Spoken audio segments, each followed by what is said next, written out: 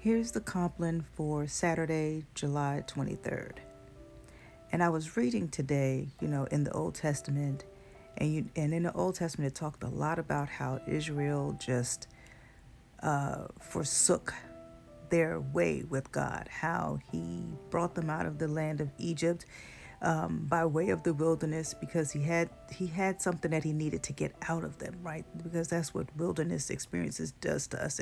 It brings us face to face with who we really are, especially when we're going through a trying time. And then it also once it just encourages us to seek God.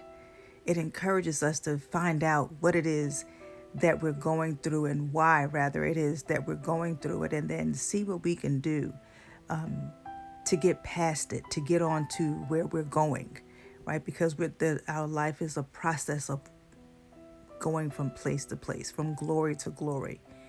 And the children of Israel had a hard time with the process. They had a hard time with going from one place to the other, the in between time. They had a hard time with their wilderness experiences, their valley experiences. They just wanted to be on top, and they complained.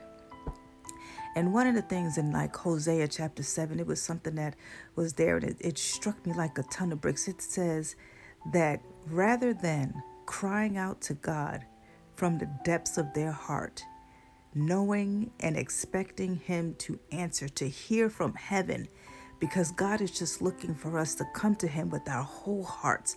Just come to Him knowing and with full knowledge that He is willing and He is able and that He hears us from heaven. And He said, just come to me. But instead, they complained. They complained about the situation that they were in, sometimes a situation that they put themselves in. And they complained rather than seeking God, rather than coming to Him, crying out to Him, looking to the hills from whence cometh their help, as the Bible tells us. But instead, they just continued to conform to the ways of the people that were around them rather than reverting back or going back to what worked for them. Coming to God and just believing that He's going to take care of them and do what He needs to do for them, crying out from their hearts. And it just stood out to me, like, how often have I, instead of crying out to God, saying, God, help me, what is it that I'm going through? I complained. I'm asking you the same question. How many times did you complain rather than crying out, trying to find out what is actually going on and what you need to do to make a change, to get that change done so God can deliver you from the place that you're in?